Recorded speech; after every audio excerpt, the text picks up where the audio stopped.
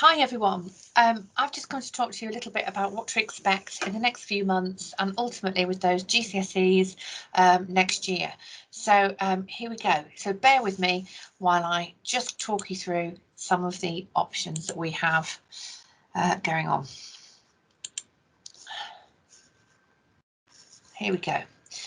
Right then. So probably one of the first things you need to know is that there are two courses. So in English, we're 2-for-1 offer. All students do both courses. The English language exam, here we are, has paper 1, which is an hour and 45 minutes, and paper 2, which is 2 hours long. The literature paper has paper 1 and paper 2. This used to be a 2.5-hour paper, but we have had some changes made to them. I'll talk to you about those in a second. So over to the language paper. Students are expected, for most of the courses, they will apply for post-school to get a good pass, which is grade 5 in their GCSEs. And most people would expect that to be in the language papers. So they have paper 1 hour and 45 minutes. We taught this in year 10. They get an extract from a 20th century novel. So to most of us, that's a modern novel, but to most of the students taking that exam, that's ancient history. So some of the language might be a little bit eccentric or slightly different from the language that we use nowadays, but we have done quite a bit of practice on that. There'll be 5 questions on reading between lines, understanding throughout that story. Sometimes it's a complete short story, other times an extract from a novel. The second part of this is the 45-minute task, which is narrative writing. So students are given 4 titles, unseen titles. So they get into the exam, sit down, there'll be 4 titles, and they'll need to write a story using one of those as a prompt. They'll have 45 minutes to write it in, so that'll be 5 minutes planning, about 35 minutes writing, and 5 minutes proofreading. And that's really, really important because they're marked on the quality of their writing. And of course that includes slang and vocab and things like that.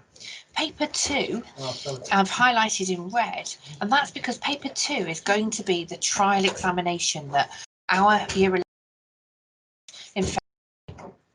Now paper 2, we started to teach that at the beginning, as soon as the students returned to school in September. So all of the students have had some work on how to tackle the reading paper and the writing paper. They will get 2 non-fiction articles. So that is one of the reasons it's a little bit longer, because there'll be 2 texts instead of just 1. They're shorter, but one will be from the 19th century, so something Victorian, and something will be 21st century, so something much more modern. They usually have the same theme, so we've had topics like food and school, teaching, and obviously we'll have a slightly different take from each perspective. Then what will follow are 2 pieces of writing. This time they're much shorter pieces of writing. The students do particularly well on these because they call for an opinion of sorts, and there's no choice, but they're asked to write 2 pieces of writing of 6 possibles. We will teach them all of those 2 pieces of writing, 6 pieces of writing. Okay, over here in literature, don't normally spend as much time on this, but actually the literature paper is where we've been given a little bit of leeway. And as of today, which is the 10th of December, so as of right now, we're expecting paper 1 to be this way, which is the Macbeth, the Shakespeare play, in the first part, an hour, and their post-1914 play. So all students in school have studied Macbeth, and all students in school have studied a play. The difference is that we've studied different plays with different classes, depending on teachers' subject knowledge, specialist subject knowledge, the class that we're teaching, and their interests and ability.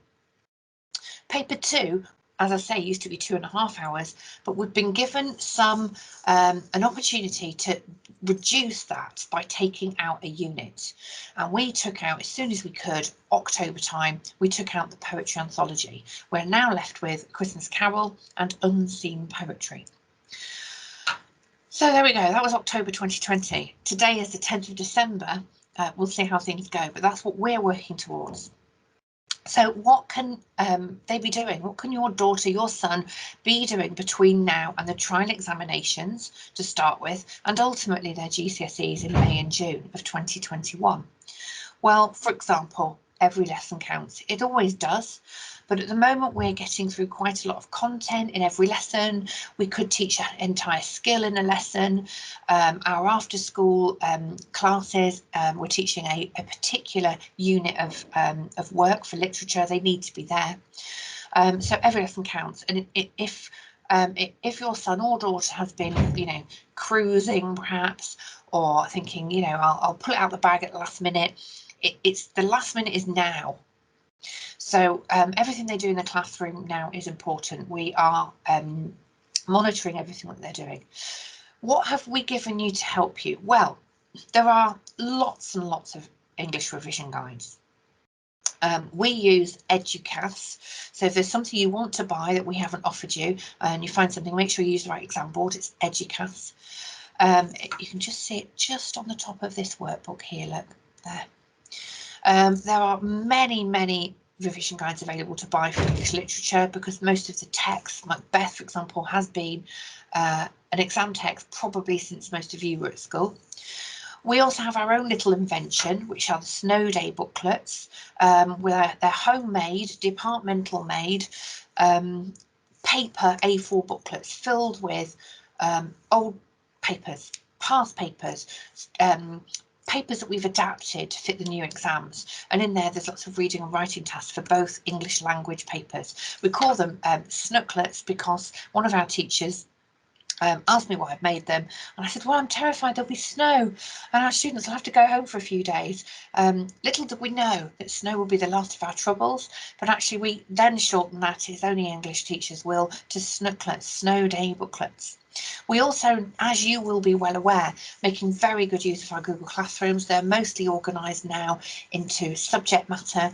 So your son or daughter should be able to go onto there and have a look and see, was there anything I missed? I could go back into this area. We put a lot of work into our Google Classrooms. We're still setting homework every week. This is revision. Sometimes we have to direct you. I think no longer do we just say, go and revise for this. Now much of the work that we set you to do at home is revision. It'll be things like, go away and do this, do it this way, produce this document. If you do this, it's revising, bring it back, I will see it, and I will give you some feedback on it.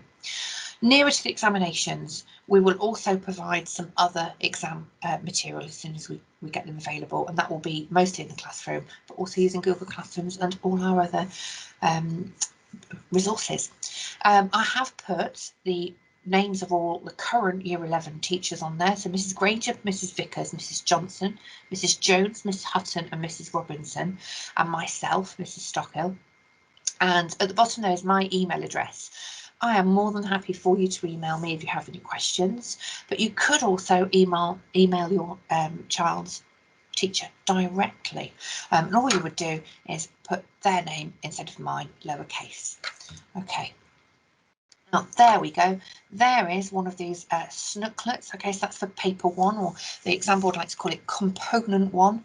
And in there, it tells you how long the paper is, how many marks you'll get, and what to expect. Inside it, it's filled with those past papers and those adapted papers that we've made. I've just put, remember, your teacher wants to help. They really do. They really do. Every single one of us is delighted if we get somebody asking us just a little bit further information, or where do I do that, or how can I help myself, or is there something else I could be doing? So don't hesitate to get in touch with us. What else have we got? There were so many things I could have added to this. Again, more homemade. These are A5 booklets. This is just the front cover. So for some of the literature texts, so for Christmas Carol and Macbeth, we've done some whole department, all students get the same little mini revision guides and how-to documents filled with past papers and example papers. So these are really, really useful. This is just an example of one I've done for my class, but we've all done the same. Little revision, we call it a takeaway menu. So there should never be a I have nothing to do in English. So here we've just put some ideas about what you might want to do, and that's based on a play they've been studying with me. So ask them if they've got a takeaway menu. What else we got? Well, we have signed up again for another year of Audiope. If you go into audiope.co.uk and you log in using the email and the password of audio, you will find a range of resources for most of the literature texts. Macbeth, A Christmas Carol, An Inspector Calls, Unseen Poetry, it's all there. The fabulous thing is they're sort of 7 or 8 minutes long. You can put your iPod on, iPad, that's old fashioned. You can have a listen to it online. Nobody knows what you're doing, and you're actually revising. If you make mind maps and notes as you're listening, and as I say, I think the longest one I listened to was about 11 minutes long. You might think, well, I haven't got access to a desktop anywhere. Well, there's an app for everything these days, and there it is. Audiope, little app, grey box with a green letter in it, and you can have the same experience. I've just put here the best way you can click on that link and get straight there. The best way to revise is to reread the text. You could reread A Christmas Carol in an hour and a half in the bath with a cup of tea. That's one of the things you could do, because you're going to need to know the play really well, or the book really well, or the novella really well. You're going to need to be able to refer to the language in it, otherwise known as quotations. And some of the play versions, I know that Macbeth's out there, but there's a Radio 4 version of Inspector Calls. I've put that on Google Classrooms. So again, there's pretty much more out there for you guys than there has been in previous years, because the tech is now keeping up with us. Okay, couple of ideas. How can I improve my writing? Because that's, after all, 50% of our course. Well, it might seem a bit daft, but by the time you see this, we'll have had Christmas. What about write a letter to Father Christmas? I know it's a bit silly, but practice your skills. You can be very formal. You could practice how to lay that out. Perhaps you could write a story. Stop you. Back up one of your booklets. Why don't you write to Granny thanking her for that jumper? Your mum has probably been nagging you to do it all over Christmas. Or why don't you write to the local council complaining about the 2 weekly bin collection? Your bin has been overflowing with all those parcels you've had delivered. Complain. Write to Boris. Get him to change the voting system. Get him to give you guys a vote. Not all of you will agree in that, but some of you are very opinionated. Show off. Use semicolons, use it on Facebook, use ellipsis on Instagram, and embedded clauses in your text. It's what I do.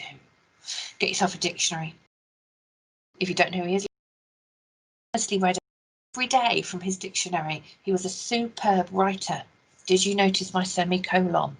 It's a great way to improve your vocabulary. 50% of the exams is also focused on reading. And of course, most of that in literature, it's all reading, isn't it?